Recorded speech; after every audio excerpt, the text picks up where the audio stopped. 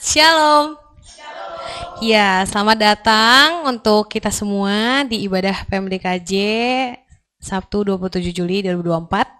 Hari ini kita akan memulai ibadah kita dan nanti akan kita dengar firman dengan tema yang sudah disampaikan, Where is your treasure? Ya, bersyukur kepada Tuhan Yesus telah memberikan kita anugerah untuk dapat bertemu dan bersekutu di pagi hari ini. Sebelum kita memulai ibadah ini, aku mengajak teman-teman untuk mengambil waktu teduh terlebih dahulu. Waktu teduh dipersilahkan.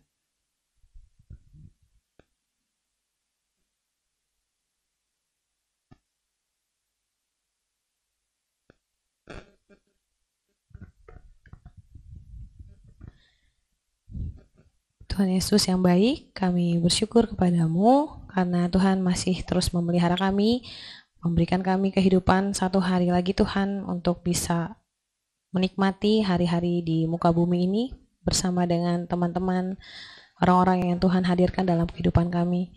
Kami bersyukur Tuhan untuk hari ini kami boleh bertemu, bersekutu Tuhan untuk memuji memuliakan nama Tuhan, mendengarkan firman-Mu, dengar-dengaran akan firman-Mu.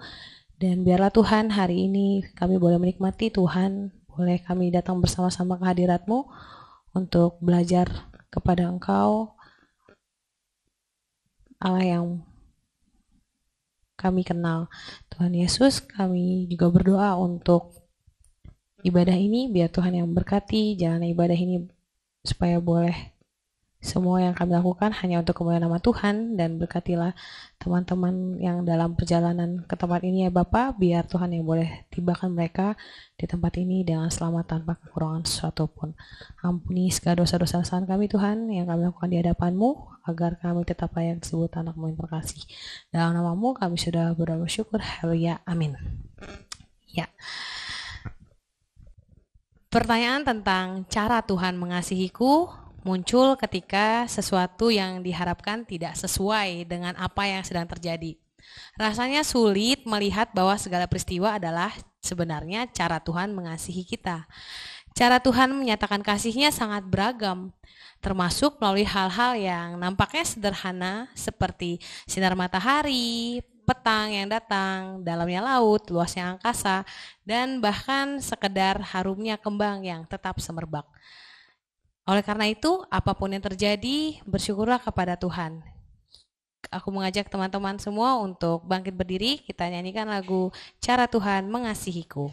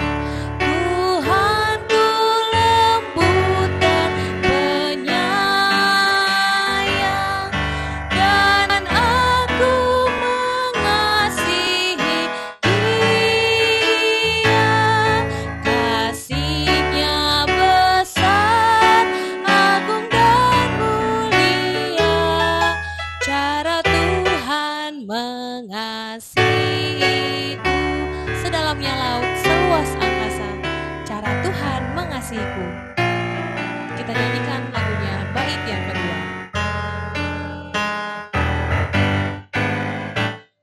Sedalamnya laut, seluas angkasa, cara Tuhan mengasihiku. Seharum kembang yang tetap semerbak, cara Tuhan mengasihiku. Damainya tetap besertaku. Damainya tetap besertaku, dan surgalah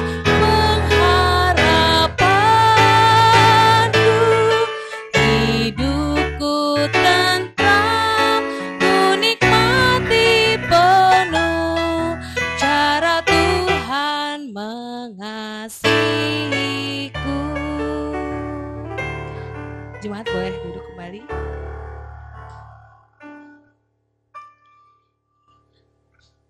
Firman Tuhan dari Mazmur 139 ayat 23-24 menyatakan, "Selidikilah aku ya Allah dan kenallah hatiku. Ujilah aku dan kenallah pikiran-pikiranku. Lihatlah apakah jalanku serong dan tuntunlah aku di jalan yang kekal." Saat ini aku mengajak kita lagi untuk datang ke hadirat Tuhan dengan sungguh-sungguh mengakui semua pelanggaran-pelanggaran yang mungkin kita lakukan di hadapan Tuhan, yang mungkin kita lakukan di dalam satu minggu ini. Untuk Tuhan boleh pulihkan kita lagi. Ya, mungkin teman-teman mengambil waktu untuk mengakui dosa.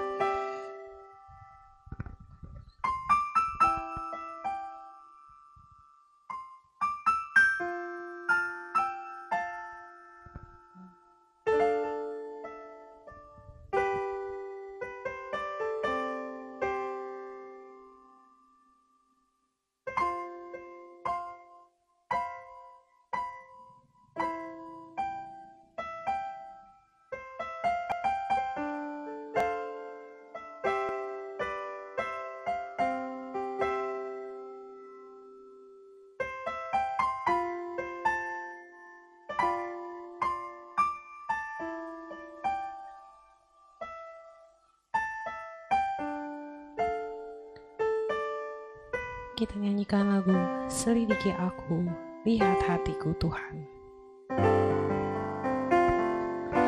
Selidiki aku,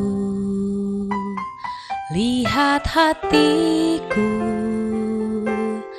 apakah ku sungguh mengasihimu, Yesus, Kau yang Maha Tahu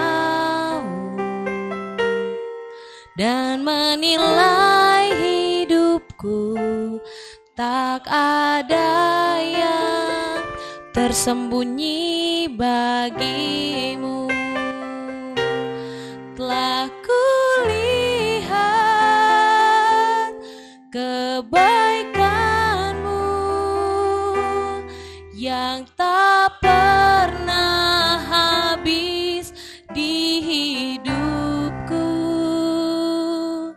Ku berjuang sampai akhirnya Kau dapati aku tetap setia. Kita nyanyikan dari awal. Selidiki aku Tuhan, selidiki hatiku. Selidiki aku, lihat hatiku, apakah ku sungguh mengasihimu, Yesus, Kau yang Maha Tahu dan menilai hidupku. Tak ada yang tersembunyi bagimu. Telah kulihat Tuhan, telah kulihat kebaikanmu yang tak pernah habis di hidupku. Ku berjuang sampai akhirnya Kau dapati aku tetap setia. Telah kulihat Tuhan, telah kulihat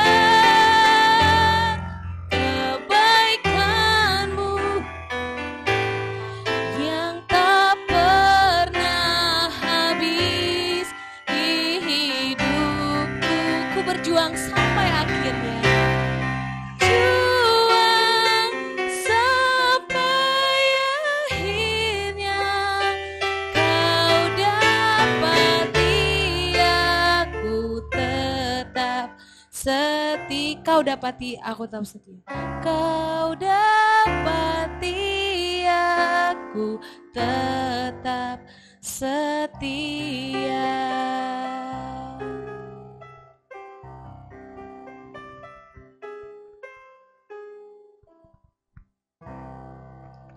Ya.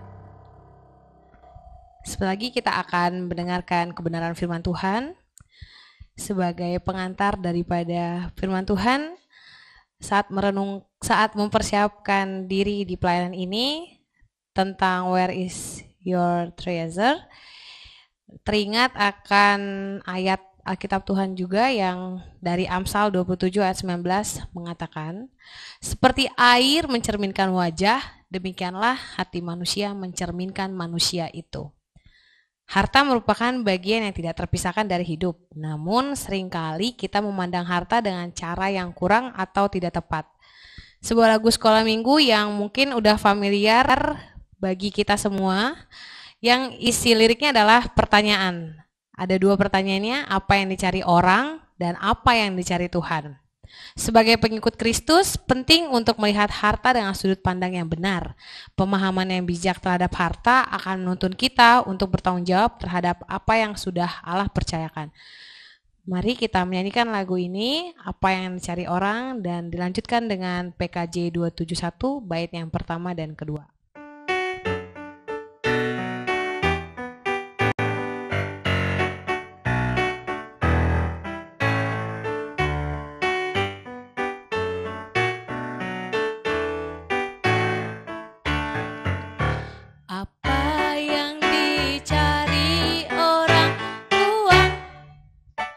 Apa yang dicari orang? Uang. Apa yang dicari orang? Siang, malam, pagi, petang. Uang, uang, uang. Bukan Tuhan Yesus. Apa yang dicari Tuhan? Kita yang berdosa. Apa yang dicari Tuhan?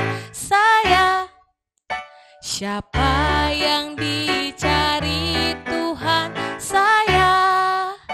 Siapa yang dicari Tuhan?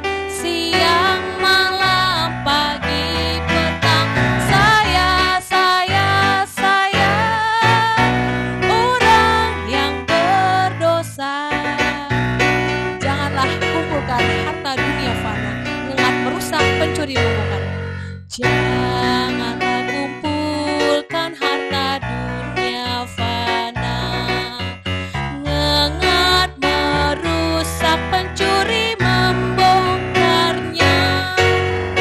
Harta surga kumpulkanlah karena tak semu. Di mana hartamu, disitulah hatimu. Banyak yang khawatir akan masa depan dan berlebihan kumpulkan harta benda. Akhirnya bergantung pada kekayaannya, tak lagi pada Yesus harapannya tetap. Persilakan pada Bang Iko.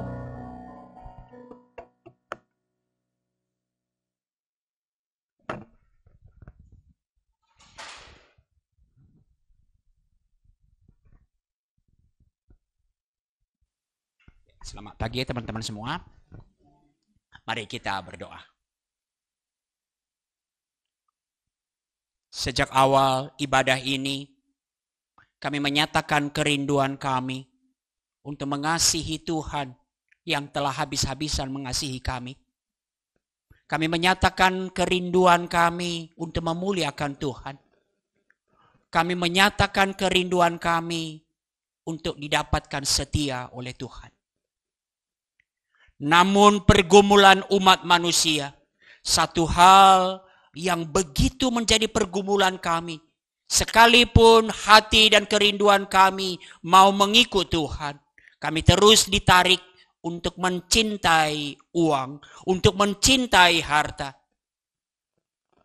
Kiranya Tuhan menolong kami. Bagaimana kami seperti kerinduan kami. Anugerah Tuhan memampukan kami mempunyai cara pandang yang tepat akan harta, akan uang. Dan firman Tuhan pada hari ini, ibadah pada hari ini, menolong kami ya Tuhan. Cara pandang yang tepat melahirkan sikap hati dan perilaku yang tepat akan uang dan harta. Pimpin pemberitaan firman Tuhan. Kiranya semua kami yang di tempat ini mengalami apa yang Tuhan inginkan bagi kami. Jika itu koreksi, berikan kerendahan hati kepada kami ya Tuhan. Dan jika itu meneguhkan kami bersyukur kiranya terus kami berjuang di dalam anugerah Tuhan. Di dalam nama Yesus kami berdoa. Amin. Oke, teman-teman. Tema kita hari ini tentu diambil dari salah satu ayat 21 dari Matius 6 ini yang mengatakan, di manakah hartamu berada? Nah, ketika berada, di manakah hartamu berada, maka berarti sesungguhnya punya harta tidak masalah. Kita diminta untuk mengumpulkan harta. Oke, nah teman-teman, berbicara tentang harta, ini adalah tema yang begitu luas sesungguhnya. Alkitab pun demikian. Jadi konon, menurut hasil penelitian, di dalam Alkitab, kalau ada dalam satu buku PA, bekerja tanpa kehilangan visi, dituliskan di sana, ayat yang membahas tentang uang, harta duniawi, ada sekitar 2.350 ayat di dalam Alkitab. Jika kita bandingkan dengan doa misalnya yang sering kali kita sebut sangat penting, atau dengan iman, hanya sekitar 500 ayat yang membahas tentang doa dan yang membahas tentang iman. Ini mengungkapkan bahwa seperti doa saya tadi, walaupun kerinduan kita mau mengasihi Tuhan, mau memuliakan Tuhan, tapi sama seperti lagu sekolah minggu kita akan ditarik terus. Ini pergumulan umat Allah sejak awal. Hatinya ditarik terus kepada firman Tuhan. Nah, kita akan fokus sebentar pada Matius 6 ayat 19 sampai 24. Nanti kita akan masuk lalu bagaimana kemudian supaya hati kita tidak terus ditarik oleh harta duniawi, tapi kita fokus mata hati kita kepada harta surgawi. Mari kita baca Matius 6 ayat 19 sampai 24. Matius 6 ayat 19 sampai 24.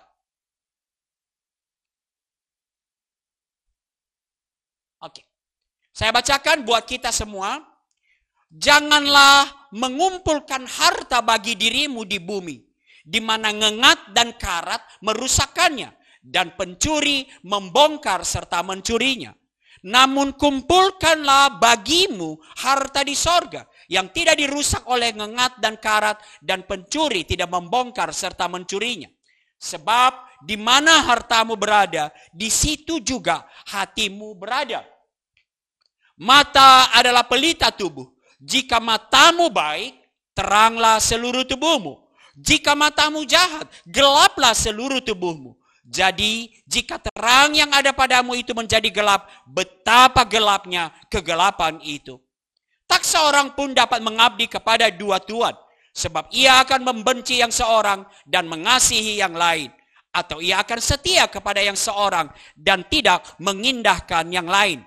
Kamu tidak dapat mengabdi kepada Allah dan kepada Mamon. Nah teman-teman, pembicaraan secara sekilas mungkin menimbulkan satu kesan Tuhan Yesus sangat anti terhadap kekayaan duniawi atau harta duniawi. Diungkapkan di sana, jangan kumpulkan harta duniawi. Nah, seperti seolah-olah kemudian, nggak tahu, ada teman-teman yang berinvestasi? Adakah teman-teman yang berasuransi? Oke, berasuransi kan proteksi masa depan. Apakah kemudian itu menjadi masalah? Apakah bagian ini mengungkapkan seperti itu? Kepemilikan harta dianggap bermasalah? Nah, teman-teman, tentu saja tidak demikian. Kalau kita lihat Alkitab kita, Amsal seperti tadi dibacakan. Amsal itu adalah hikmat, skill of life. Bagaimana kita hidup seperti yang diinginkan Tuhan, banyak berbicara tentang uang. Bahkan kita diajar belajar kepada siapa? Kepada semut untuk melakukan perbekalan. Untuk mengumpulkan perbekalan. Lalu kemudian kita tahu ada banyak tokoh-tokoh iman yang Tuhan karuniakan kekayaan harta duniawi. Alkitab tidak pernah melarang kepemilikan harta. Perintah ke-10 ketika mengatakan jangan mengingini harta milik sesamamu. Untuk apa? Untuk menegaskan kepemilikan harta pribadi. Jangan ganggu dong kepemilikan harta sesamamu.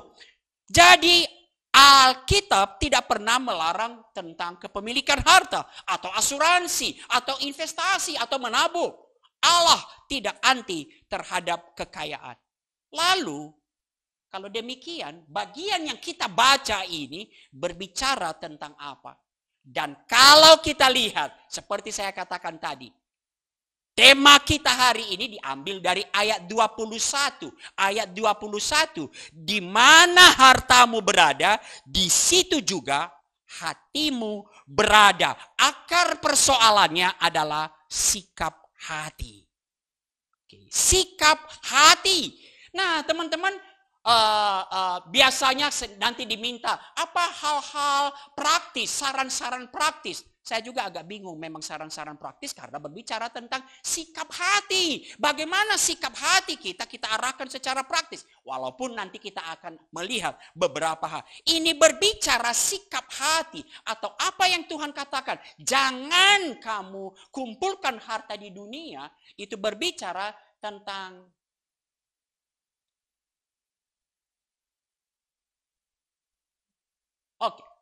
tentang ketamakan. Jadi, ketamakan. Kata hati ini ditunjukkan paling tidak ada dua indikasi. Kata hati atau kardia. Wah, teman-teman pasti tahu nih ya. Ayat 21 kardia tapi jantungnya. Nah, bahasa Yunaninya kardia itu diterjemahkan oleh Alkitab kita hati. Oke, nanti nggak usah diperbahas dalam sisi medis. Oke, nah kata hati ayat 21 menjelaskan bahwa yang dipersoalkan bukan tentang kepemilikan atau seberapa banyak, tetapi posisi hati. Lalu nanti kita lihat metafora mata ayat 22 dan 23, mata itu menyiratkan sama cara pandang. Worldview yang kemudian menentukan atau paling tidak mempengaruhi bagaimana tindakan atau perilaku kita terhadap hati. Nah, sikap hati ini sama seperti frasa yang diungkapkan. Tidak masalah tentang uang.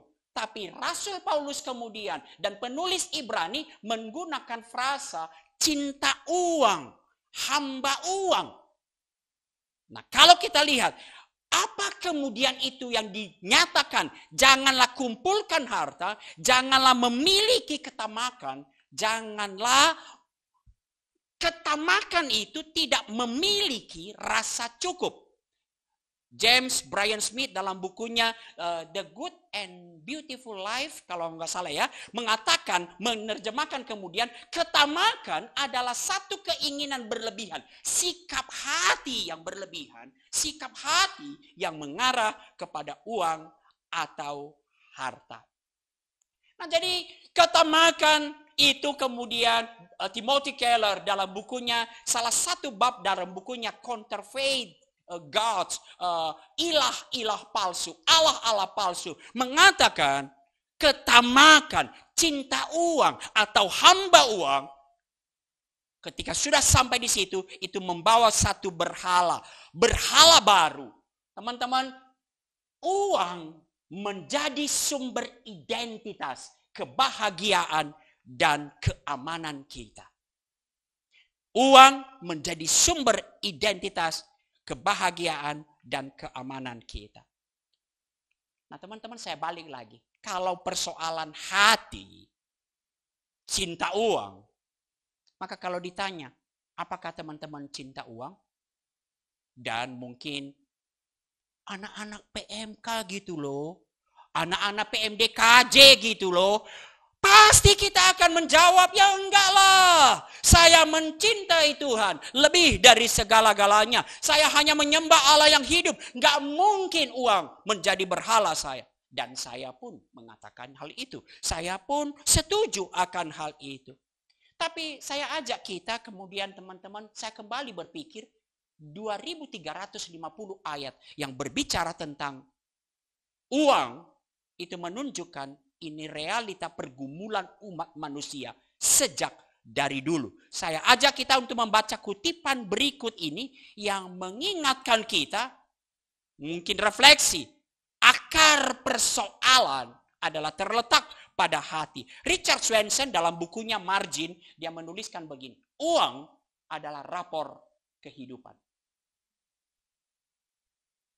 Jadi rapor kehidupan bukan pelayanan kita ternyata, kata si Richard Swenson ini adalah, saya senang, seorang dokter dan seorang fisikawan. Satu gabungan yang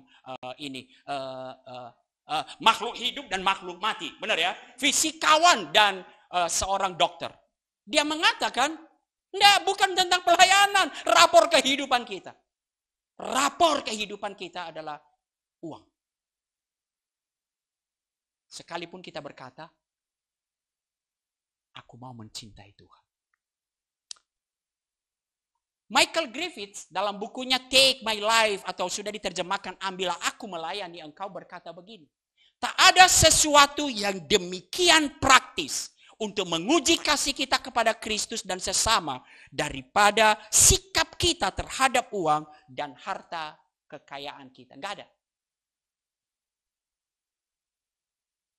Dan Peter Scazzero dalam bukunya Emotionally Healthy Spirituality, dia mengatakan ada 3 godaan identitas yang diambil dari dia artikan dari pencobaan Tuhan Yesus. Apa pencobaan Tuhan Yesus?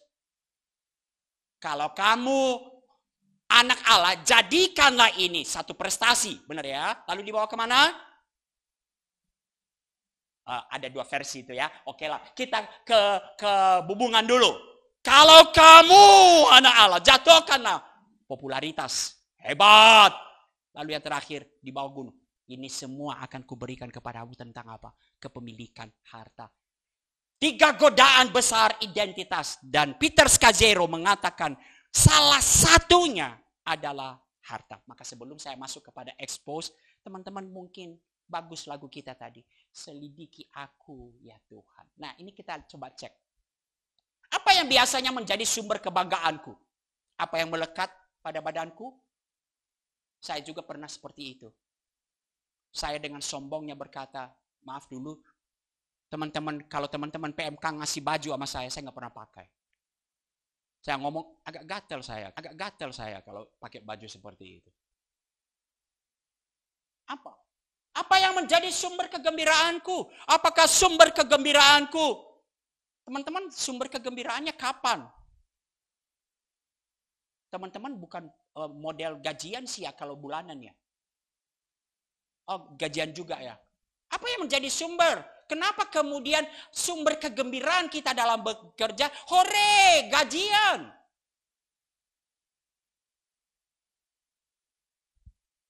Coba cek pengeluaran kita. Apa yang menjadi bagian terbesar? Kebutuhankah atau keinginan? Atau pemberian-pemberian kita kah yang menjadi bagian terbesar dari ini kita? Atau apa yang menjadi ketakutan terbesar kita? Nah teman-teman kita masuk sekarang. Dalam Matius 6 ayat 19 sampai 24. Tuhan Yesus menggunakan 3 metafora. Ada 3 metafora yang diungkapkan di sana. Ada 2 harta, 2 mata, dan 2 tuan. Untuk menggambarkan bagaimana seharusnya sikap kita dengan uang, harta di dalam kerajaan Allah dan kemudian dibandingkan dengan konsep materialisme dunia. Teman-teman mari kita lihat. Yang pertama, 2 jenis harta. Nah, 2 jenis harta. Sekali lagi saya mau mengatakan ini mengungkapkan bahwa tidak masalah tentang menyimpan harta. Tapi persoalannya hati kita simpan kemana? Kita arahkan kemana? Yesus mengajarkan bahwa ada dua jenis harta. Yaitu mengumpulkan harta di dunia dan mengumpulkan harta di bumi. Mengumpulkan harta di bumi jelas itu adalah uang dan materi. Lalu dikatakan apa? Ngengat dan karat akan merusaknya, pencuri akan mengambilnya, menunjukkan sifatnya begitu sementara, begitu rapuh, begitu terbatas. Ada gunanya? Yes. Dan ini saya alami teman-teman.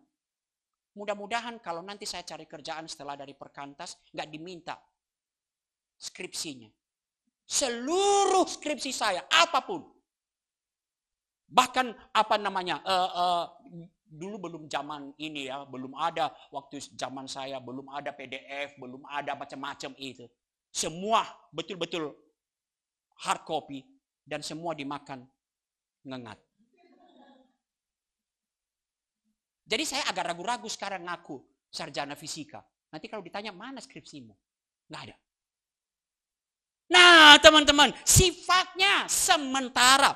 Lalu kemudian dibandingkan. Tetapi kumpulkanlah harta di sorga. Harta di sorga berarti sifatnya itu bersifat kekal. Nah harta di sorga berkaitan dengan perbuatan tangan Allah. Allah terus bekerja. Allah terus bekerja sampai kepada kekekalan. Maka Allah, kalau kita lihat, Allah bekerja terus untuk kebaikan manusia. Allah bekerja untuk kerajaan Allah. Maka tidak ada cara terbaik menyimpan harta di sorga adalah carilah kerajaan Allah. Dan pencarian akan kerajaan Allah akan membimbing kita. Apa artinya kumpulkan harta di sorga? Justru memberi. Justru melepaskan kepada apa yang menyangkut kerajaan Allah. Nah teman-teman, jadi manusia, Dallas Willard mengatakan, tidak salah punya harta. Lalu mari kita lihat, apa saya mau teman-teman kita kemudian tidak apa artinya sebenarnya ini supaya kita nggak kemudian hatiku nggak mencintai harta, tapi nggak juga kita sama tergantung sama harta. Jadi mau realnya seperti apa sih yang dimaksud janganlah kumpulkan harta? Teman-teman mau kerja nggak digaji? Mana ada? Teman-teman kenapa dulu kuliah?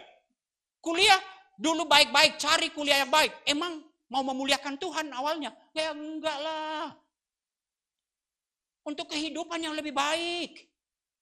Nah, jadi bagaimana ini? Kemudian Dallas Willard mengatakan manusia diciptakan menyimpan harta. Kita memperlihatkan yang menjadi harta kita ketika harta itu kita lindungi, kita amankan, kita jaga.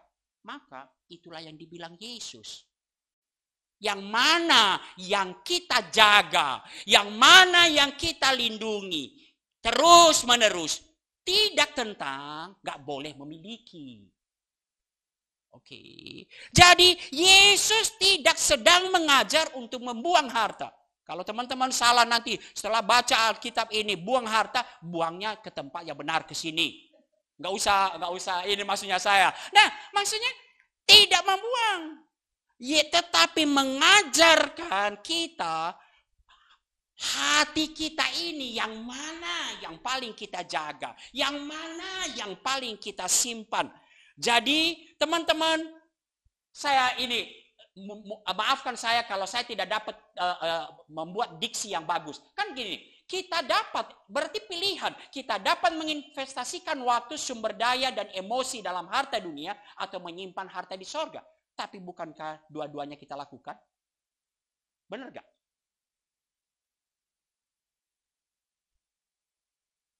Nyimpan harta dunia enggak? Energi kita habis enggak untuk mencari harta dunia enggak? Iya. Dua-duanya kita lakukan kok. Lalu apa artinya ini kemudian teman-teman? Yesus mengajarkan untuk menentukan sikap hati prioritas kita. Kita membuat banyak pilihan tiap hari berdasarkan konsep yang ada dalam diri kita. Jika hidup kita didasarkan mengumpulkan harta sorgawi, maka tidak salah mengumpulkan harta duniawi. di dalam konteks semua kita manfaatkan harta duniawi itu untuk apa yang sedang Allah kerjakan.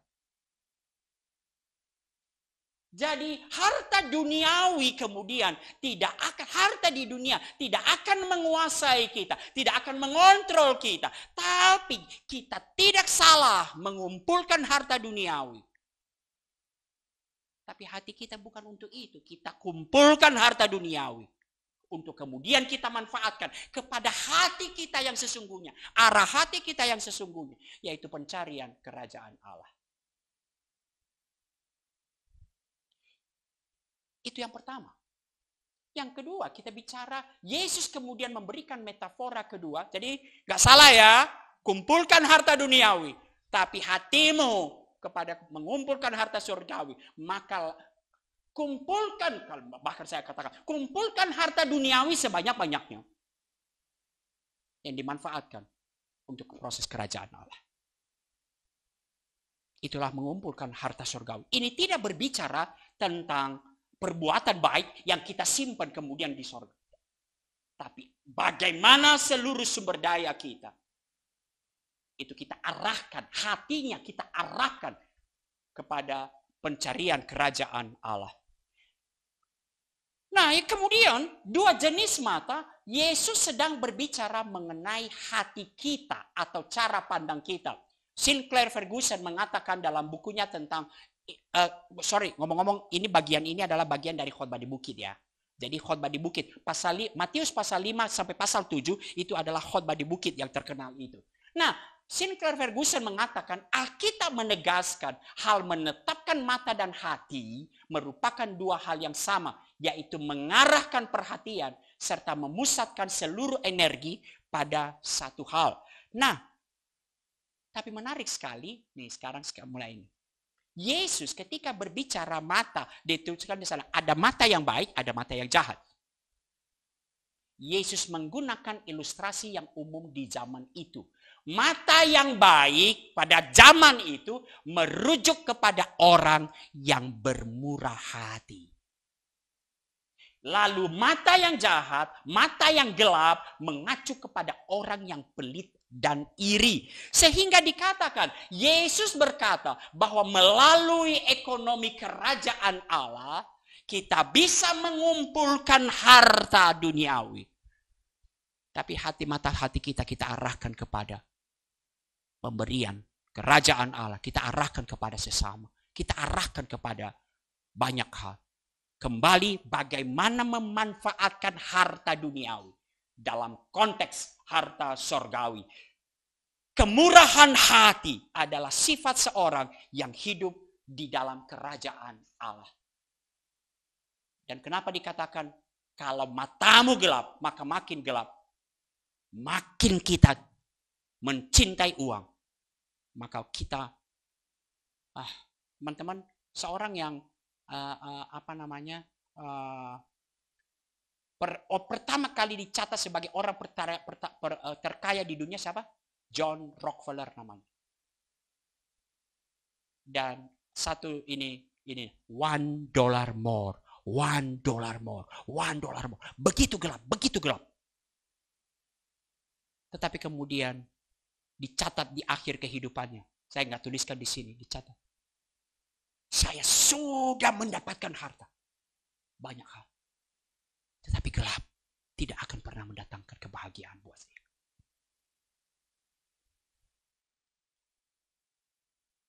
Dua jenis Tuhan. Pada metafora yang ketiga, Yesus menyampaikan sebuah logika bahwa kita tidak dapat sekaligus mengejar harta duniawi dan kerajaan Allah secara bersama-sama. Dalam bukunya, James Bryan Smith mengatakan, tidak mungkin kita lari bersamaan ke arah timur dan ke arah barat. Tidak bisa. Atau kalian coba, bisa gak sekaligus melihat ke atas dan melihat ke bawah? Gak bisa katanya. Gak bisa. Jadi, kita tidak salah mencari uang, Tapi kita tidak mengarahkan hati kita ke sana. Kita arahkan semua kepada Tuhan kita, yaitu Allah. Nah, jadi mamon, apa mamon mengacu kepada kekayaan atau roh kekayaan. Perkataan ini begitu mengejutkan di telinga pendengar orang Yahudi pada waktu itu. Kenapa? Pada saat itu, orang percaya bahwa kekayaan merupakan tanda berkat Allah.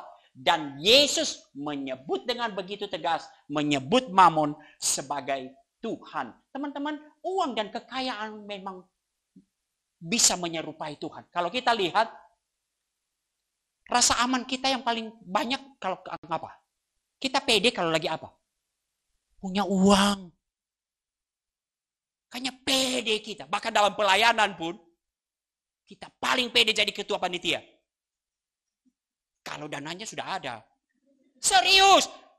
Apa? Mau retret medis apapun, kalau dananya udah ada, saya akan kerjakan.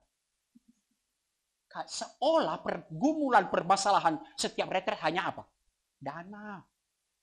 Teman-teman, kita begitu melindungi uang, kita anggap melindungi hidup kita sampai kepada dimensi cakupan yang sangat panjang. Kemudian pengaruh uang sangat besar. Semua orang, saya susah memilih katanya, menghormati maksudnya saya, betul-betul melihat uang begitu signifikan. Begitu penting. Dan uang dan kekayaan seolah memberikan apa yang kita inginkan dari Allah. Rasa aman, kenyamanan, dan kebahagiaan. Inilah betul-betul kemudian kita cenderung melayani uang. Teman-teman, tidak mungkin kita melayani Allah dan mamon. Karena keduanya memiliki tujuan yang berbeda. Allah ingin agar kita menolak mamon. Hanya mengasihi dan mempercayai dirinya. Dan di sanalah kita beroleh damai dan kebahagiaan. Tapi mamon menolak Allah terus. Dan berjuang untuk menyatakan godaan-godaan. Bahwa kita akan memperoleh kebahagiaan melalui uang. Kita tidak dapat melayani Allah dan mamon secara bersamaan. Keduanya bertolak belakang. Maka, tapi saya kembali ini tadi. Jangan, ini kemudian soal pengumpulan uang kembali. Realnya adalah masalah utamanya bukan pada uang, kekayaan dan barang, melainkan hati kita. Hati kita yang menjadi masalah utama. Yesus membandingkan Allah dengan mamon karena hati kita pengen mengejar keduanya. Kita tidak bisa mengejar keduanya. Kita kumpulkan harta duniawi. Demi arah kita, hati kita hanya satu, yaitu Allah. Maka kita belajar memberi. Kita banyak belajar memberi. Kalau kita lihat, teman-teman, apa yang dimaksud kegelapan itu? Sesudah bagian ini bicara tentang apa? Kekhawatiran. Benar ya? Gelap mata, makin terus kita dipenuhi oleh rasa khawatir. Dan kemudian ditutup dengan apa? Apa obatnya? Yang terkenal. Ayat yang paling terkenal, ayat emas apa kita? Obat ketamakan. Matius 6 ayat 33. Cari dahulu kerajaan Allah dan kebenarannya. Obat ketamakan. Atau bagaimana supaya kita terus mengumpulkan harta sorgawi dan tidak tergoda untuk mengumpulkan harta duniawi, harta di bumi ini. Ini berbicara sikap hati. Kita kumpulkan harta di bumi demi atau dengan arah hati kita adalah kerajaan Allah. Maka saya kutip kemudian James Bryan Smith menuliskan begini. Yuk mari kita baca bersama yuk. 1, 2, 3.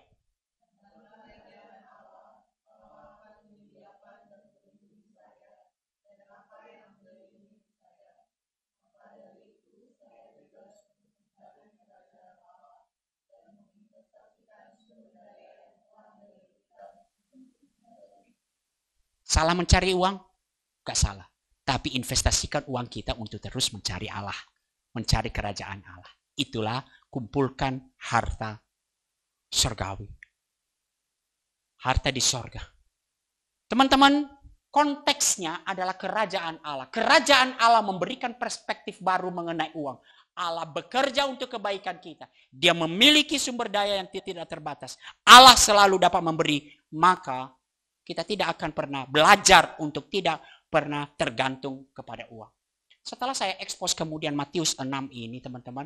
Untuk mendapat idenya. Bukan tidak boleh mengumpulkan uang. Tapi hati kita tidak boleh dipikat oleh itu. Kita mengumpulkan uang demi satu arah hati kita. Yaitu Allah dan kerajaan Allah. Kita manfaatkan segala sumber daya. Kita kumpulkan sebanyak-banyaknya uang. Demi hati kita. Kerajaan Allah.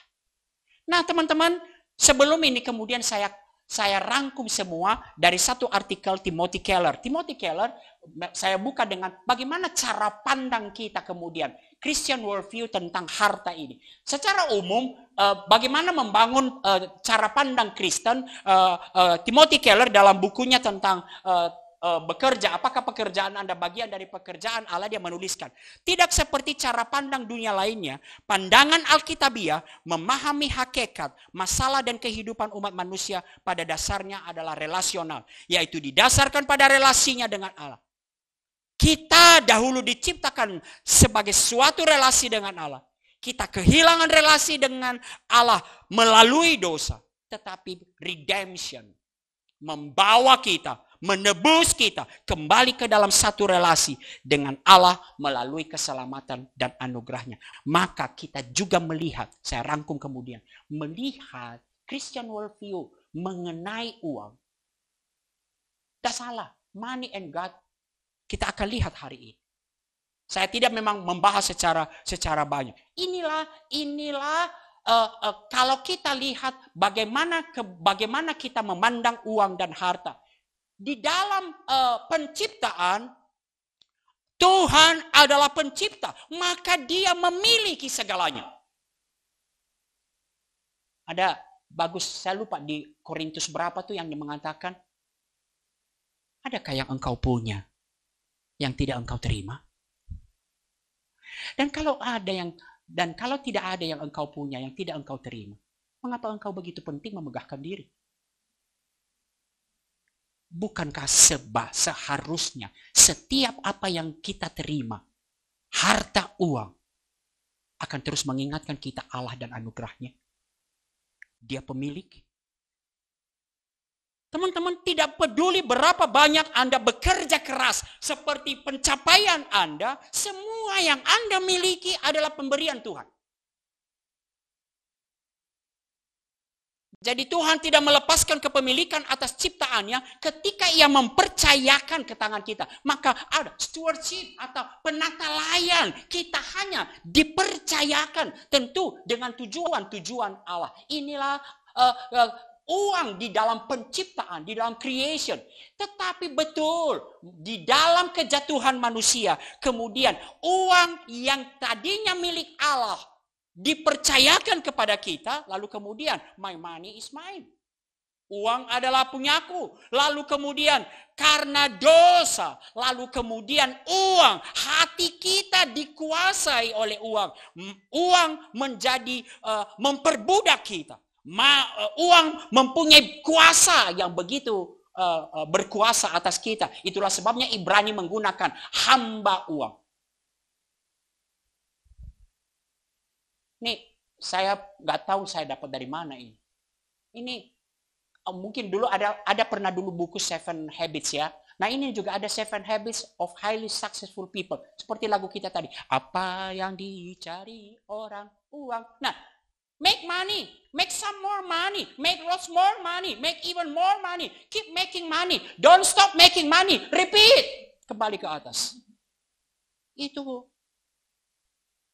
manusia di dalam dosa. Seorang ini mengatakan hal seperti itu. Tetapi teman-temanku, kita harus lihat dalam anugerah Allah. Money and grace dalam redemption. Karena Tuhan sedang bekerja untuk menebusnya. Maka uang kita pun kita bisa jadikan sebagai currency of grace kalau istilahnya Timothy Keller. Currency of grace. untuk mengumpulkan harta sorga untuk urusan kerajaan Allah. Wah, we can turn our money into a channel of God's grace. Dan grace membuat kita kemudian sekali lagi want to give. Dari tadi begitu peran, begitu besar kuasanya. Nanti kalau ada waktu sedikit ini. Ada banyak yang kemarin ada seorang tokoh tanya ke saya. Apa sih dasar 10%?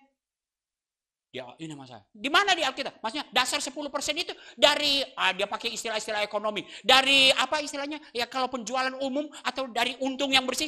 Aduh ini mau cari-cari masalah. Kalau sampai kemudian kita ini yang disebut 10% perpuluhan itu dari mana sih dihitungnya? Padahal itu tidak lagi berbicara tentang itu. Dalam redemption kita tidak lagi berbicara soal legalisme.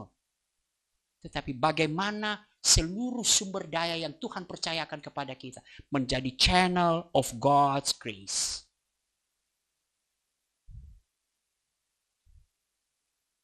Prinsip penata layanan. Pemberian Tuhan lalu prinsip memberi. Kalau saya simpulkan kemudian ada banyak apa, uang adalah pemberian baik dari Tuhan untuk kita nikmati dan kita kelola. Tapi hati-hati, Alkitab juga terus mengingatkan, uang sekaligus menjadi wahana untuk berpaling kepada Tuhan.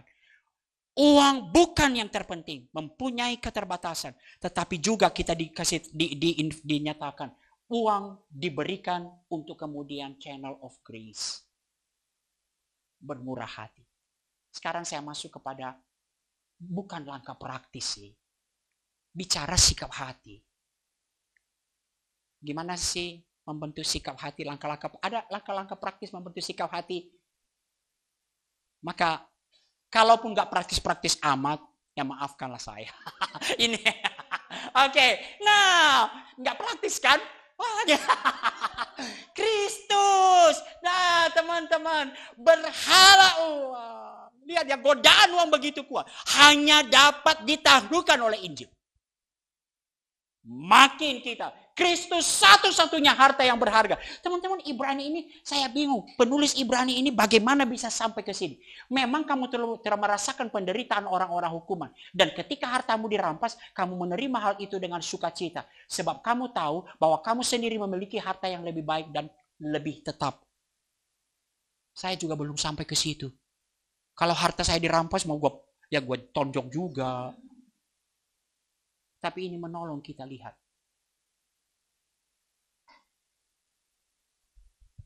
Pentingnya ibadah bukan hanya seremoni. Kalau 1 Timotius 6, bagaimana salah satu cinta uang, kita memahami apa arti kesalehan, apa arti ibadah secara benar. Lalu kemudian, teman-teman, sikap hati kita dengan uang. Supaya kita tidak mengumpulkan harta, percayalah, sangat ditentukan oleh gaya hidup. Kenapa alumni berubah? Yang dulu bicaranya Injil terus, KTB terus, KK terus. Ketika alumni berubah, kenapa gaya hidup? Pas, mudah-mudahan enggak. Kadang maafkan saya banyak cerita dengan saya. Saya pernah ketemu satu orang tim inti dari satu kampus. Yang di kampusnya, di dalam sekretariatnya ditulis struktur kepengurusan. Struktur kepengurusan. Paling atas struktur kepengurusan, pelindung Tuhan Yesus. Lalu di baris kedua siapa? Para tim inti. Berarti dalam persekutuan, di dalam ibadah, di dalam persekutuan itu level kedua loh setelah Tuhan Yesus mereka. Lalu kemudian kami ketemu di tempat retret. Lalu dia cerita. Dia bekerja di salah satu ini. Bang, udah gak bisa. Bahkan kalau lagi ngaudit, apapun gak ada lagi. Ibadah, apapun gak ada lagi. Lalu kemudian dia ngomong ke saya. Lalu saya ngomong.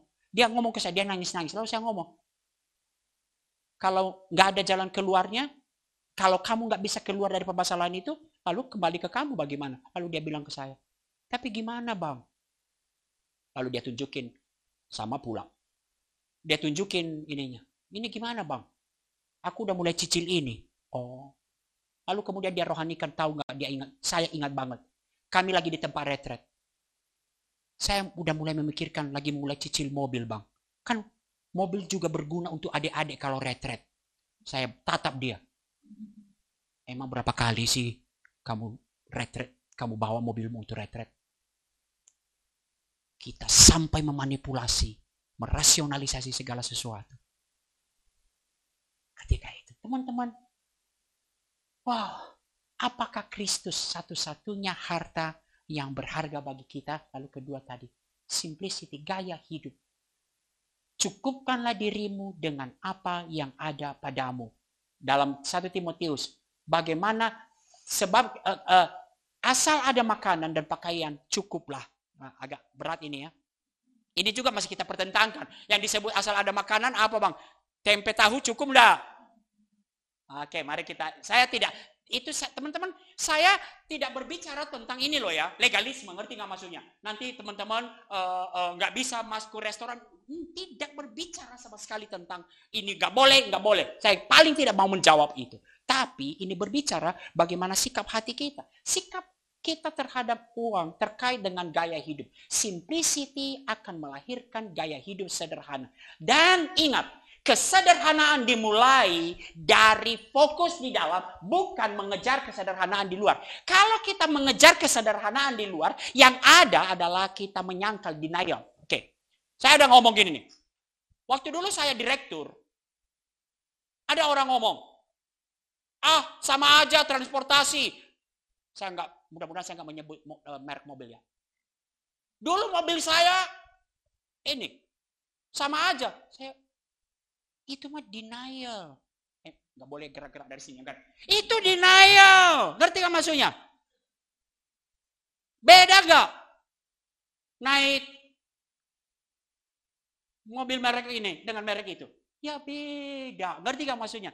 Beda lah. Beda nggak? Naik dulu saya mobil mewah disopirin dengan saya umpel-umpelan sekarang di KRL. Ya beda. Jangan bilang nggak beda. Itu namanya denial kalau kita bilang kita membentuk kesederhanaan itu dari luar. Tapi bagaimana kemudian kemewahan mobil itu tidak lagi menguasai saya, tidak lagi menjadikan harga diri saya, menentukan harga diri saya. Bagaimana kemewahan mobil itu tidak lagi membuat mata saya silau.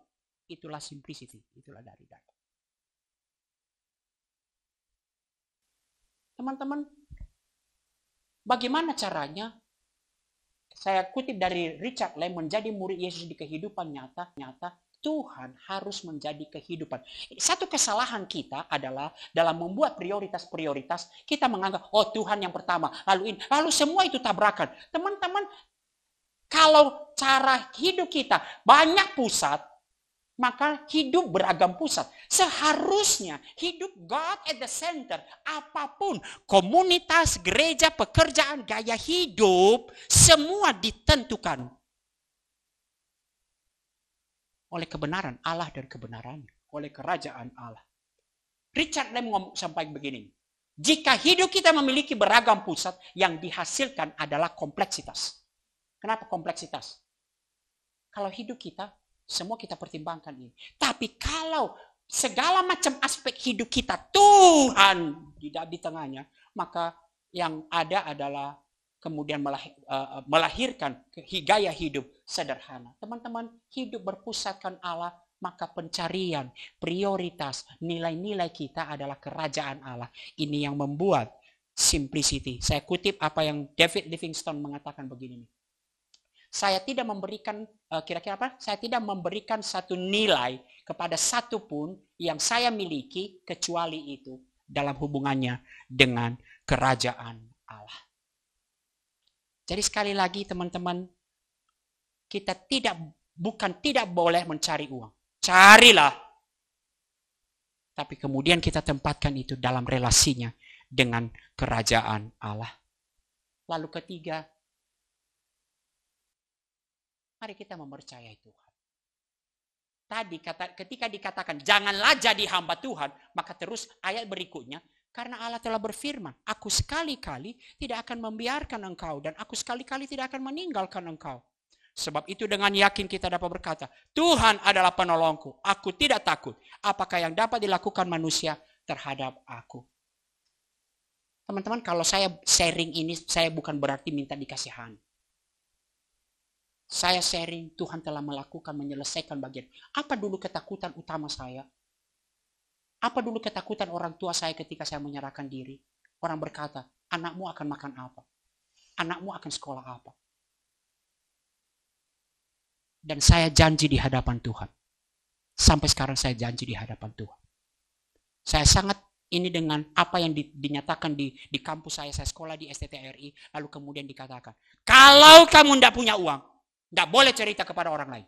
Apalagi kalau kamu cerita kepada orang lain dengan konteks bahwa kamu tahu, atau kamu sindir-sindir kan, umpamanya, tahu kan ya, aduh udah tuanya handphoneku ini, supaya ada alumni yang kemudian, inilah bang, boleh, sangat ditekankan di kampus saya, gak boleh. Lalu ceritanya kemana? Cerita hanya kepada Tuhan. Dan saya berjuang untuk melakukannya. Sejak 2015 saya menyerahkan diri. Mungkin orang-orang berkata, gampang Bang Niko.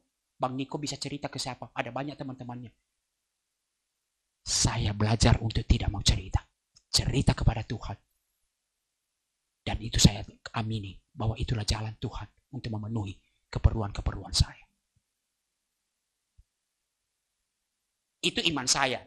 Bukan tidak harus kemudian diaplikasikan. Boleh cerita kepada orang lain, ngerti maksudnya? Itu dalam pergumulan saya. Teman-teman, percaya janji Tuhan. Dia adalah penolongku. Tuhan bisa pakai 1000 cara untuk memenuhi kebutuhan-kebutuhan kita. Lalu keempat, memberi dengan murah hati. Cara terbaik supaya kita tidak diperbudak oleh uang adalah dengan memberi dengan bermurah hati, seperti yang saya katakan tadi. Saya sampai kemudian kepada, kalau boleh saya tuliskan beberapa saran. Teman-teman, bagaimana kemudian kita, supaya kita tidak digoda terus untuk mengumpulkan harta duniawi.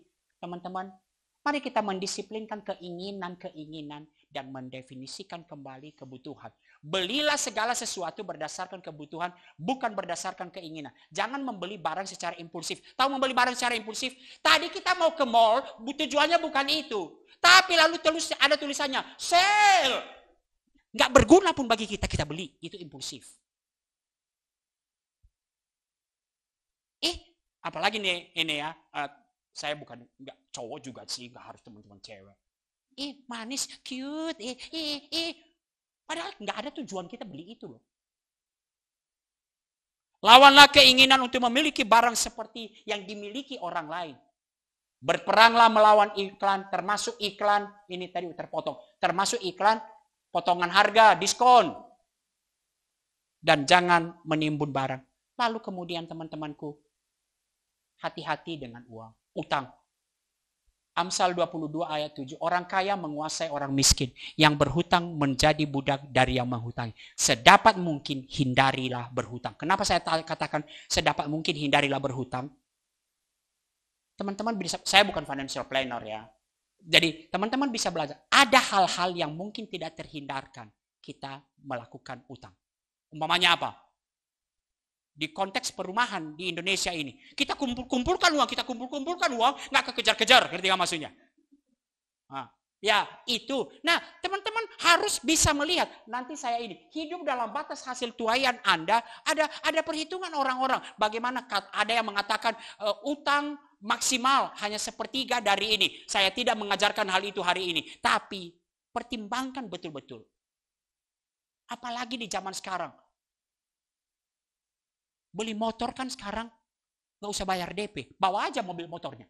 Tapi kan bukan bayar, bawa aja nggak bayar, pasti kamu bayar. Nah, kartu kredit adalah alat pembayaran, bukan cara berhutang. Ini baru saya tambahin tadi, pinjol jauhilah. Kiranya ini juga menolong kita. Kalau persekutuan kita adalah persekutuan yang saling memperhatikan, saling memberi. kita akan menolong orang-orang kita, teman-teman kita, yang juga mungkin mengalami pergumulan, permasalahan, untuk mendidik dia tidak jatuh ke dalam pinjol. Hiduplah dalam batas tuaian Anda. Saya belajar hal ini, teman-teman. Gak apa-apa, saya sharing-sharing dikit ya. Apa yang saya dapatkan sekarang sebagai staf Perkantas, ini pimpinan cabang loh ya. Gak sampai 10%. Gak sampai. Saya gak mau menyebut angkanya di bawah. Dari apa yang saya dapatkan ketika saya direktur. Tapi belajar, hiduplah sesuai dengan tuaian Anda. Puji Tuhan, udah 2015 ke 2020, hampir 9 tahun. Saya seperti ini. Masih bisa hidup kok, masih bisa pakai baju bagus.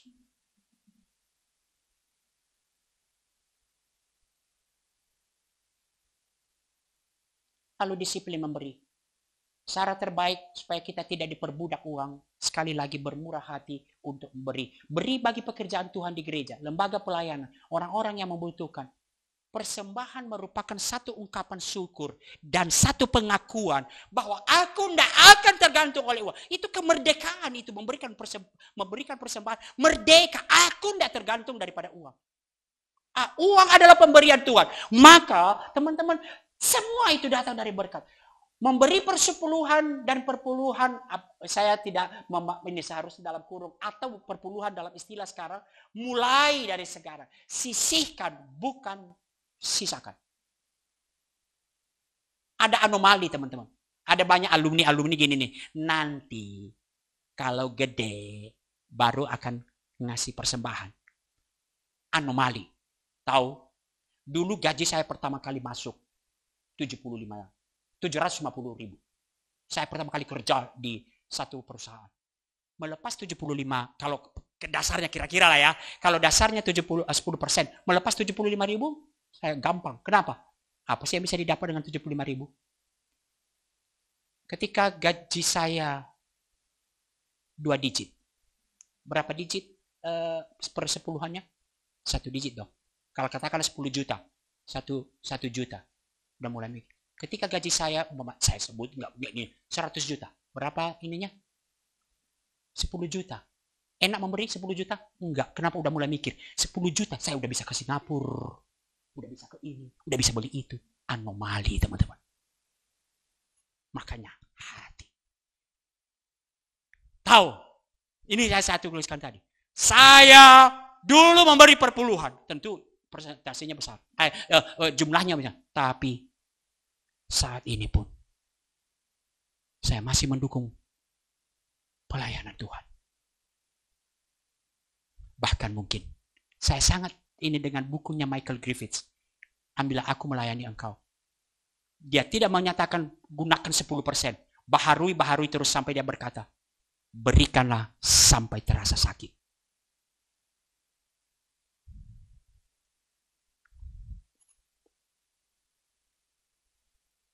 Disiplin memberi. Sisihkan, bukan sisakan. Lalu miliki margin keuangan. Margin sebenarnya apa sih? Margin bukan batas. Karena kita biasa margin kalau berapa ini satu spasi.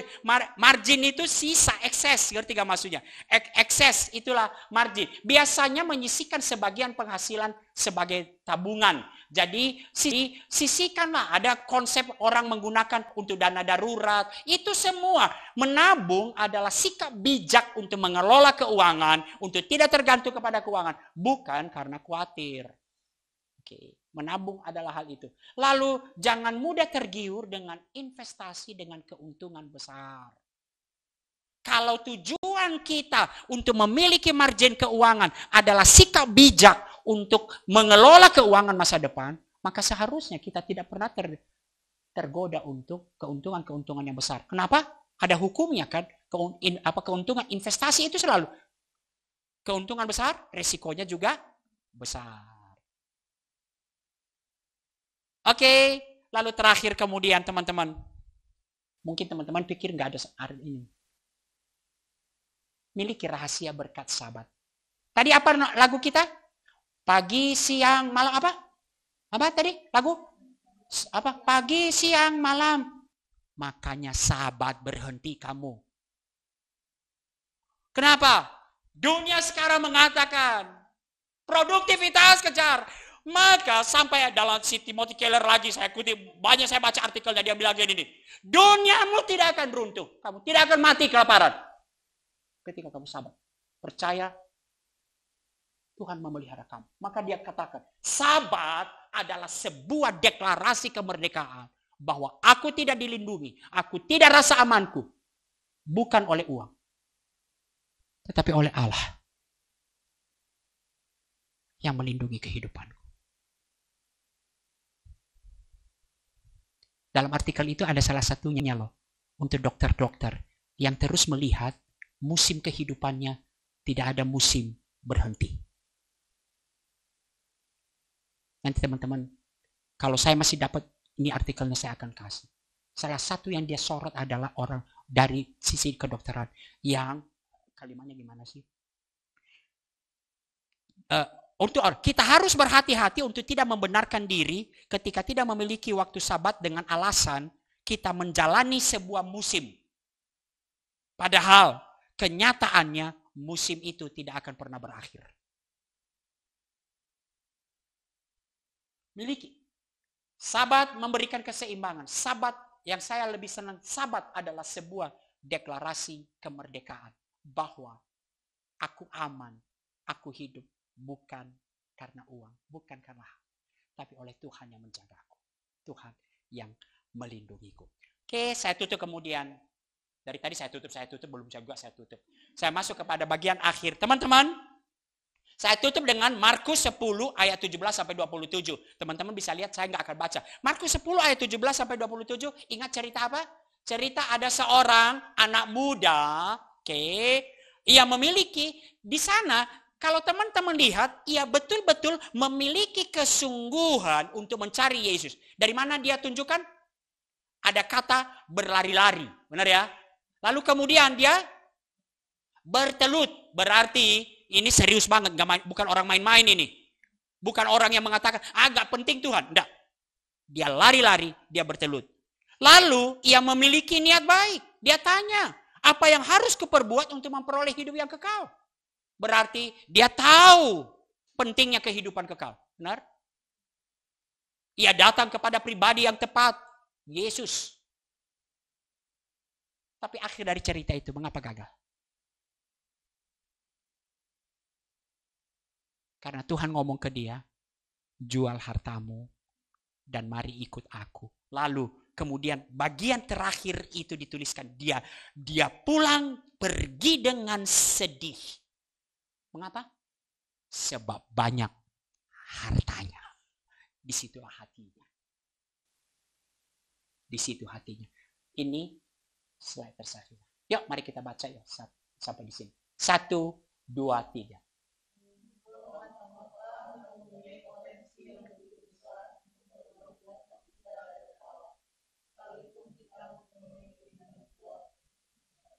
Itulah kisah seorang anak muda. Berlari-lari tersungkur mencari Tuhan. Tapi kemudian pulang dengan sedih. Kenapa? Hatinya pada hartanya. Di mana hatimu berada? Mari kita berdoa.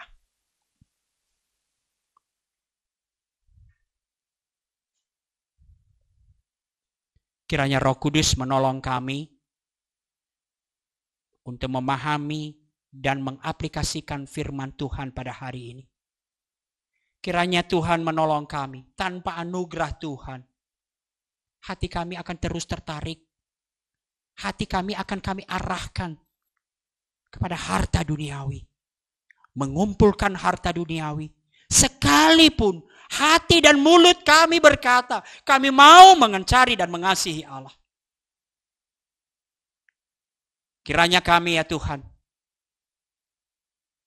Tuhan tolong, anugerah Tuhan menolong kami. Kami mengumpulkan harta di dunia ini. Tetapi hati kami terarah kepada Allah. Kepada kerajaan Allah.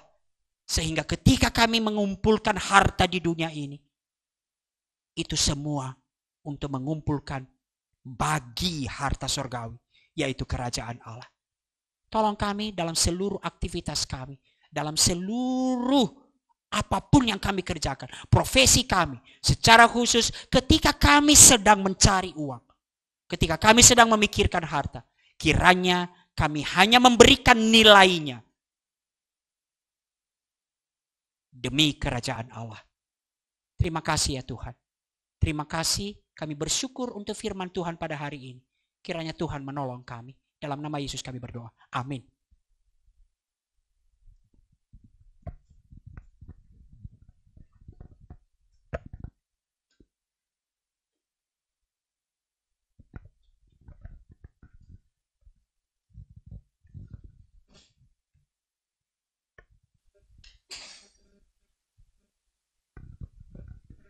Ya, firman Tuhan yang sangat meneguhkan untuk kita semua.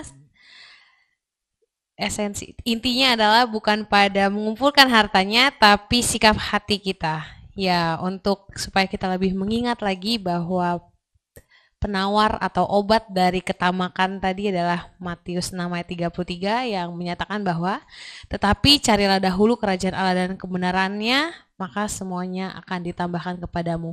Biarlah ayat ini boleh terus menjadi perbekalan kita juga untuk semata-mata apa yang kita lakukan bukan hanya untuk manusia tapi untuk Tuhan. Ya, untuk kita saat ini kita akan mengumpulkan persembahan kita. Kita akan mengumpulkan persembahan bagi Tuhan untuk pelayanan kerajaan Allah di sekeliling kita, untuk pelayanan yang akan kita lakukan. Untuk itu aku mengajak kita untuk menyanyikan lagu Berikanku Hati. 1 ayat pertama kita nyanyikan bersama, lalu di pengulangan yang kedua kantong persembahan bisa dijalankan.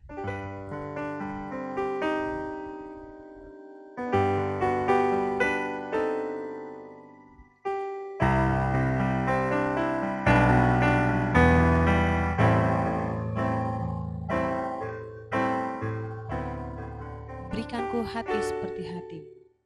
Berikanku hati seperti hatimu yang penuh dengan belas kasihan. Berikanku mata seperti matamu memandang tuaian di sekelilingku. Berikanku tanganmu untuk melakukan tugasmu. Berikanku kakimu melangkah dalam rencanamu. Berikanku, berikanku, berikanku hatimu. Kita ulang ayatnya sambil memberikan persembahan.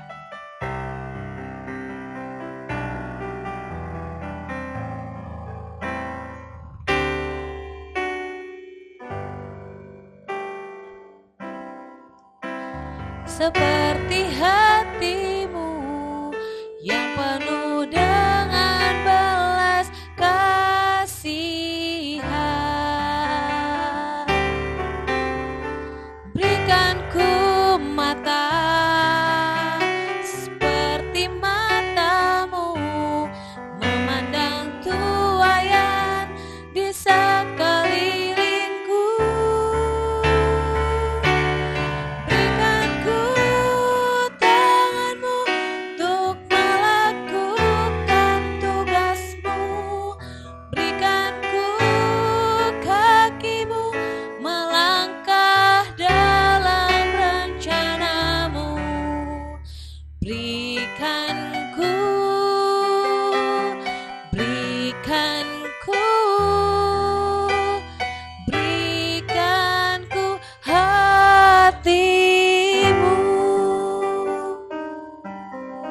Selanjutnya doa syafaat dan doa persembahan oleh pengurus.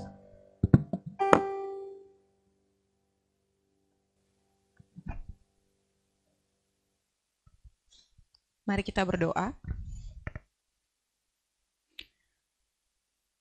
Ya Bapak, ketika hari ini kami boleh beribadah, kami sungguh menyadari ya Tuhan bahwa Engkau Allah yang sangat rindu untuk kami terus menikmati pertumbuhan dalam peran kami sebagai tenaga medis ya Tuhan.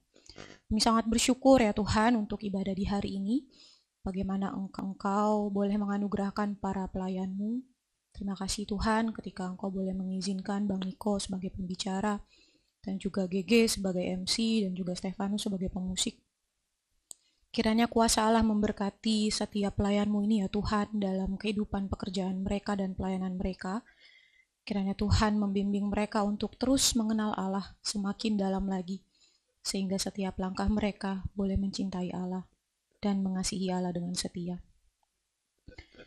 Saat ini ya Bapak, kami akan berdoa dan menyampaikan beberapa pokok doa, dan kiranya Allah berkenan untuk mendengar setiap doa kami. Saat ini mari berdoa bagi bangsa dan negara. Untuk para pria, mari berdoa untuk persiapan IKN. Bersyukur untuk setiap proses yang Tuhan anugerahkan dalam kepindahan, pemerintahan, dan juga ASN. Mari berdoa dalam terus proses pembangunan infrastruktur di IKN, agar semuanya boleh berjalan dengan optimal. Bagi yang para wanita, mari berdoa untuk persiapan Kabinet Prabowo Gibran. Doakan kiranya Allah membentuk hati mereka sebagai pemimpin ke depan bangsa Indonesia dalam memilih setiap calon menteri maupun setiap program yang akan dibentuk, dan juga stabilisasi politik. Doakan Tuhan membentuk hati mereka untuk melihat kebutuhan para bangsa Indonesia. Mari doakan bagian ini dengan berbuka suara. Bapak, kami sungguh bersyukur pada Tuhan menganugerahkan kami dengan pemerintahan Prabowo dan Gibran. Kami boleh melihat Tuhan telah berkuasa untuk hati mereka untuk menyelesaikan.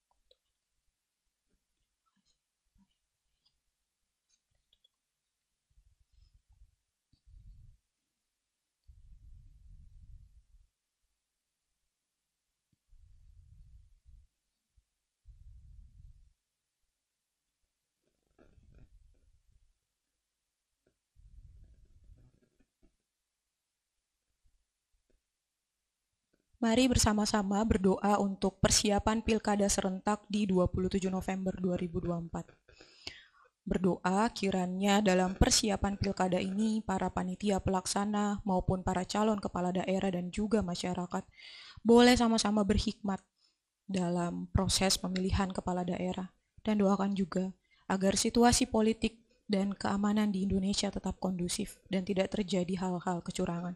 Mari berdoa bersama-sama.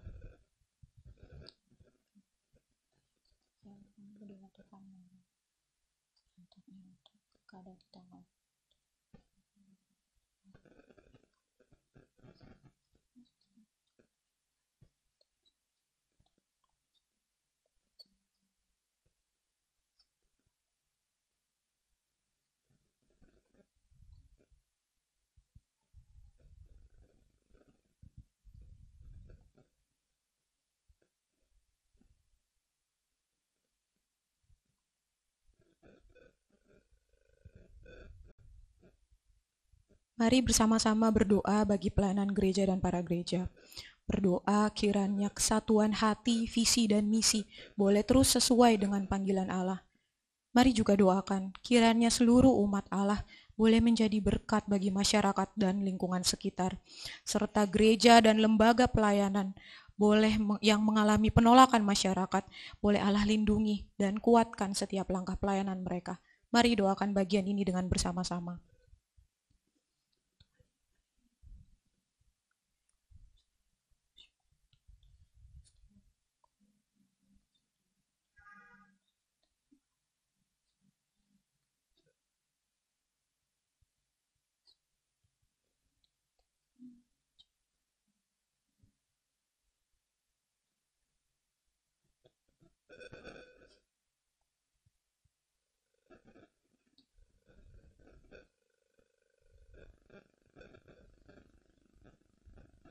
Mari bersama-sama kita berdoa juga untuk persiapan retret Kampus Medis Jakarta yang akan diselenggarakan di tanggal 13 sampai 15 September di Kinasi Resort Depok.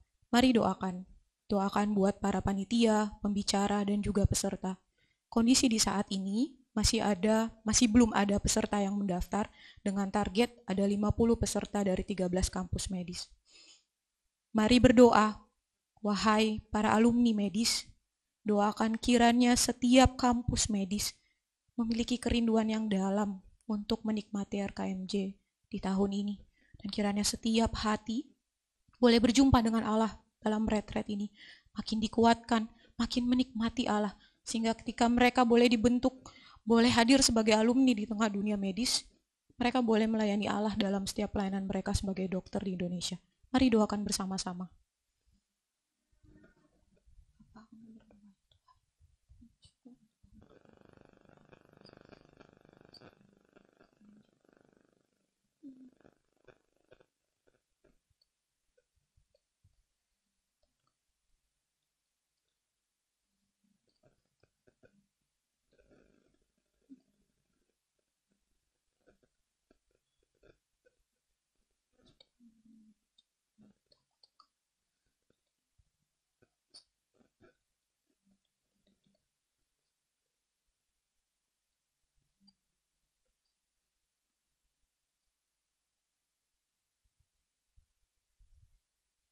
Terima kasih ya Tuhan, untuk setiap momen kami bersamamu di dalam setiap ibadah PMDKJ. Kami semakin melihat bagaimana Allah terus membentuk kami untuk menjadi murid-murid yang taat di tengah-tengah peran kami sebagai tenaga medis. Kami bersyukur dan membawa juga persembahan kami ke dalam tangan-Mu Tuhan.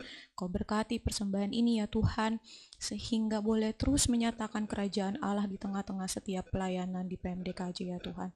Kami menyerahkan waktu ibadah kami ke depan, ke dalam tangan Allah, Gembala kami yang agung. Dalam nama Tuhan Yesus. Amin.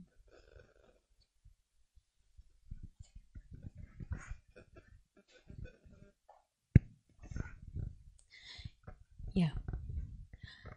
Mengutip firman tadi yang sudah di-sharingkan oleh Bang Niko, apa kata Alkitab? Uang adalah pemberian yang baik dari Tuhan untuk kita nikmati dan kita kelola. Yang kedua, uang sekaligus juga menjadi wahana untuk berpaling dari Allah. Uang bukan yang terpenting karena punya keterbatasan, dan uang diberikan Tuhan untuk bermurah hati. Harta di sorga adalah melakukan apa yang Tuhan Yesus katakan dalam kitab Injil, seperti mengasihi, mengabarkan Injil, dan melakukan firman-Nya dengan mengikuti teladan Tuhan Yesus. Untuk menutup ibadah kita pada hari ini, mari kita siapkan diri kita menyanyikan lagu Hendaklah Hidupmu Sesuai dengan Injil.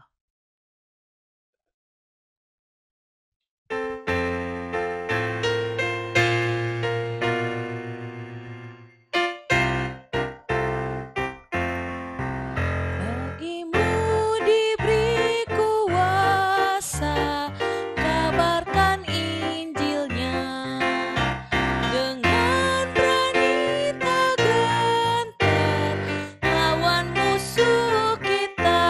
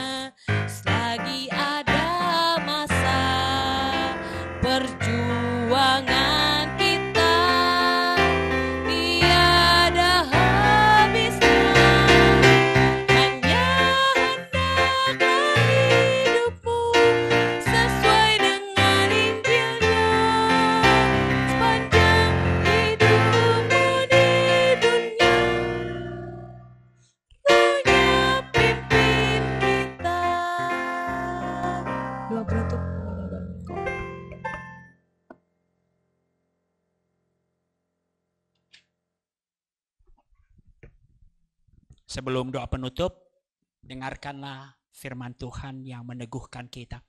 Ibrani 13 ayat 15 dan 6. Ayat 5 dan 6. Janganlah menjadi hamba uang, dan cukupkanlah dirimu dengan apa yang ada padamu. Karena Allah telah berfirman, ini dasarnya.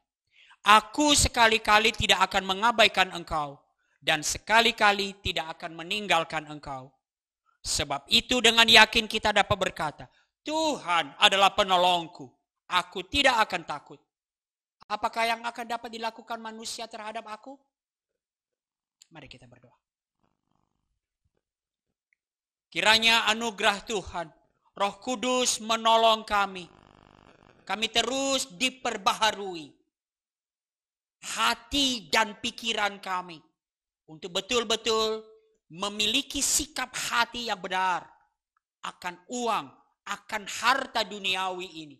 Dan kami sanggup kemudian berbuah di dalam kehidupan kami. Seluruh pencarian kami akan uang, harta duniawi, kami arahkan kepada arah hati kami.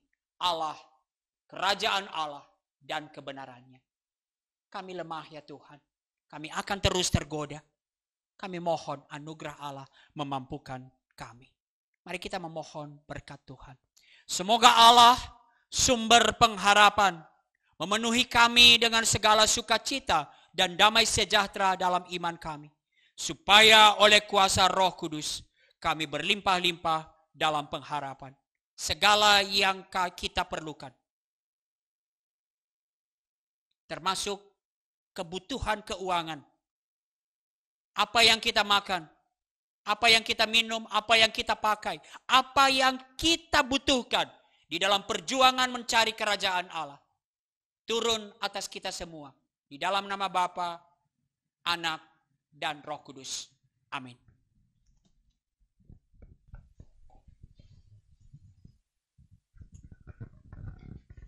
Ya, puji Tuhan, ibadah kita pada siang hari ini sudah selesai.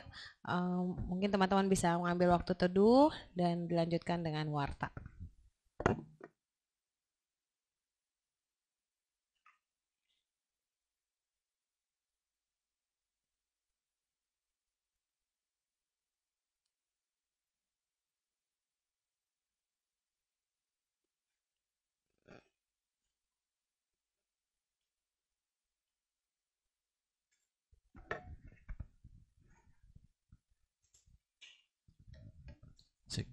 Ya, Shalom semuanya. Ya, selamat siang. Terima kasih untuk kehadiran jemaat sekalian di ibadah pada hari ini. Ya, perkenalkan, nama saya Freddy. Hari ini akan men-sharingkan. Maaf ya, belum ditutor tadi kayaknya. Ya, saya akan menyampaikan warta PMDKJ untuk ibadah hari ini. Boleh next? Sudah pada isi daftar hadir? Kalau belum boleh scan QR-nya. Ya, oke, ya. Ini ada daftar pelayan yang melayani kita hari ini. Yang pembicara ada Bang Niko. Untuk MC dan singer ada GG dari FK Ukrida 2013 dan pemusik ada Stefanus Simbolon dari UI 2013. Terima kasih atas pelayanan Abang dan teman-teman sekalian. Kiranya Tuhan memberkati. Dan untuk jemaat sekalian yang punya kerinduan untuk melayani di PMDKJ boleh menghubungi pengurus. Next. Kembali mengingatkan tentang visi dan misi dari Persekutuan Medis Kristen Jakarta. Visinya yaitu menghasilkan dokter dan dokter gigi yang memegang teguh identitasnya sebagai murid Kristus dalam mengerjakan panggilan Allah. Dan misinya yaitu menjadi wadah pemuridan dan pengutusan koas atau profesi dan alumni dalam mengerjakan panggilan Allah di dalam hidupnya. Jadi sangat rindu untuk teman-teman yang hadir di sini untuk bisa saling mengajak rekan-rekan alumni yang lain ataupun teman-teman koas untuk bisa hadir di ibadah PMDKJ berikutnya. Next. Seluruh ibadah PMDKJ dapat disaksikan kembali di channel YouTube Perkantas Jakarta. Di playlist PMDKJ termasuk ibadah hari ini akan kita rekam dan bisa disaksikan kembali nantinya. Ya, untuk teman-teman yang rindu untuk mengumpulkan persembahan bisa melalui dua platform berikut ini, bisa transfer bank ataupun dompet digital sesuai nomor yang tertera di layar. Next. Ya, ada sedikit pengumuman dari Rumah Sakit Bethesda Serukam. Saya persilakan untuk Dr. GG untuk sharing. Iya. Shalom semuanya. Iya, terima kasih untuk kesempatannya. Sini saya GG mungkin izin untuk men-sharingkan sedikit-sedikitnya tentang Rumah Sakit Umum Bethesda Serukam. Ya, kalau di sini posternya selalu memang Let's Serve the Lord Together gitu ya. Di Rumah Sakit Umum Bethesda Serukam memang kami yang di Serukam itu selalu membutuhkan dokter umum dan dokter gigi. Sebenarnya bukan hanya di Serukam, tapi pasti banyak di lokasi-lokasi di Indonesia yang butuh. Hanya bedanya kalau di Serukam ini sedikit men-sharingkan yang saya alami. Beberapa tahun yang lalu saya di Serukam itu hampir 2 tahun, dari masih pandemi akhir-akhir di 2021 sampai di 2023. Jadi di situ di Serukam ini memang kita itu sangat sedikit dokter umumnya. Kalau di rumah sakit umum bisa sampai belasan, kalau di situ kita paling banyak cuma 6 sampai 7 untuk mengelola yang ada di rumah sakit. Sebenarnya yang waktu itu Dr. Dewi sebagai Direktur RSUB sekarang itu meminta tolong supaya GG minta tolong untuk sharingkan. Nah, karena di sini adalah kakak-kakak dan abang-abang alumni, mungkin kalau kakak-kakak dan abang-abang belum available untuk ke sini, maka abang-abang dan kakak-kakak pasti punya rekanan, punya adik-adik yang mungkin sedang mencari tempat pelayanan atau mendoakan tempat pelayanan. Hampir 2 tahun di sana tentu banyak hal yang Tuhan bukakan, Tuhan bentuk, Tuhan tempa gitu ya. Karena bagi saya secara pribadi, saya nggak pernah menyesal ada di Serukam. Dan kalau ditanya kenapa mau ke Serukam atau kenapa pulang dari Serukam, ya itu panjang sekali ya perjalanannya, mendoakannya dan lain segala macam. Hanya yang saya nikmati adalah Serukam itu memang agak berbeda dibandingkan rumah sakit pada umumnya. Karena kalau rumah sakit pada umumnya itu kita berdoa itu ketemu pasien itu kalaupun kita mau mendoakan biasanya ada tim kerohanian khusus. Kalau di Serukam bukan hanya tim rohani khususnya ada, tapi kita juga sebagai practitioner-nya juga berkesempatan untuk berdoa bersama dengan pasien. Nggak cuma dirawat inap, tapi juga dirawat jalan, bahkan di instalasi gawat darurat pun kita bisa berskema, membagikan apa yang kita alami untuk bahkan nggak cuma kan kalau di instalasi gawat darurat nggak cuma semuanya yang gawat darurat ya, mau yang gawat mau yang enggak kita bisa tetap membagikan firman Tuhan. Itu yang saya nikmati dan saya belajar banyak tentang hal itu. Di Serukam mungkin saya nggak bisa dapatkan itu waktu saya internship di Nusa Tenggara Timur atau waktu saya melakukan pelayanan di beberapa tempat di Indonesia. Nah, kemudian juga Serukam membentuk saya secara pribadi juga tidak hanya menjadi GP atau dokter umum yang seperti itu saja gitu ya, yang seperti yang kita tahu pada umumnya. Kalau soal dihubungkan sama where is your treasure, ya mungkin Serukam bisa jadi hal yang membuat kita bertanya 2 kali. Tapi kalau sikap hati kita ke Tuhan, maka Serukam nggak perlu kita bertanya 2 kali untuk ke sana kayak gitu.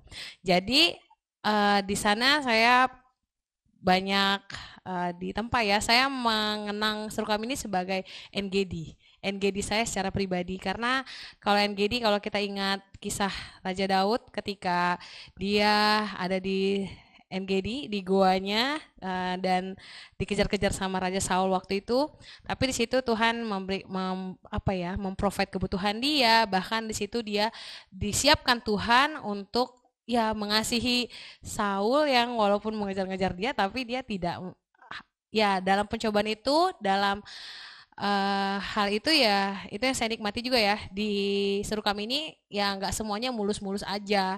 Yang kayak kalau kita kenal rumah sakit Serukam adalah rumah sakit misi yang seperti yang teman-teman sudah banyak terpapar juga, tapi pasti masih ada hal-hal yang memang kita nggak bisa kontrol dan terjadi, dan itu semata-mata untuk kebaikan kita dari Tuhan.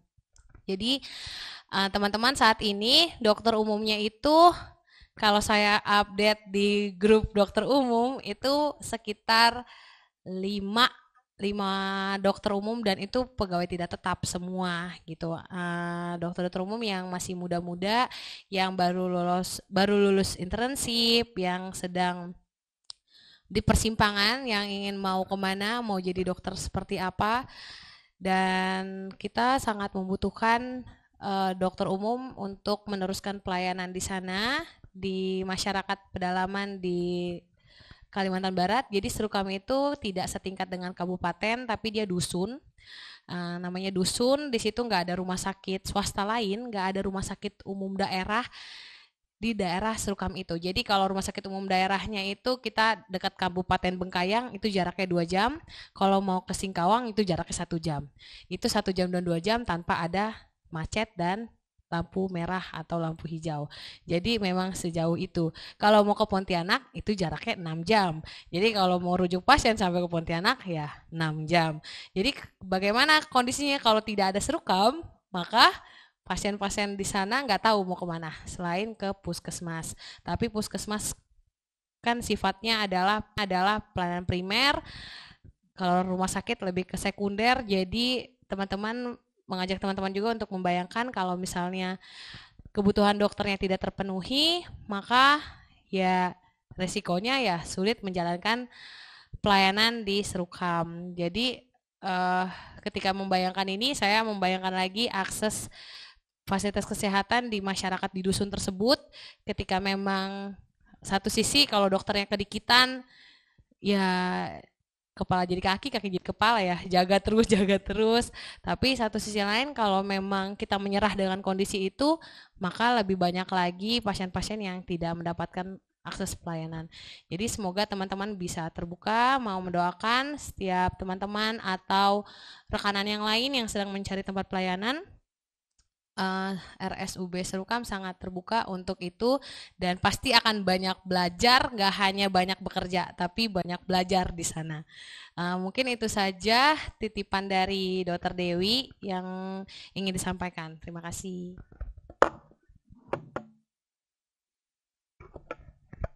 Ya, terima kasih GG untuk sharingnya. Mudah-mudahan boleh banyak ya, karena ini info lowongan ini hampir setiap bulan ada. Jadi memang mereka segitu butuhnya gitu. Jadi mudah-mudahan bisa terpenuhi kebutuhannya. Next. Ya, kembali men-sharingkan tentang RKMJ. Tadi sudah ada update di pokok doa. Jadi memang kondisinya yang mendaftar belum ada sampai dengan saat ini. Jadi di sini kan alumni-alumni dulunya mungkin pentolan-pentolan ya di kampus medisnya. Ada yang masih di kampus, mungkin bisa untuk bantu gerakan adik-adik mahasiswanya untuk bisa ikut di retret ini, dibina bersama supaya ada kesatuan juga antar PMK medisnya. Next. Ini info untuk PAKJ bulan Agustus, yaitu tanggal 2 Agustus di LAI Salemba dengan tema Transformation to Live More Like Christ dengan pembicara Bang Eli. Next. Untuk ibadah PMDKJ berikutnya di Agustus, kita akan online ya teman-teman, hanya online, tidak hybrid, online via Zoom hari Kamis malam jam 6:30. Tanggal 22 Agustus jam 6:30, karena kita Agustus itu hari bulan kemerdekaan ya, temanya Heart for the Nation.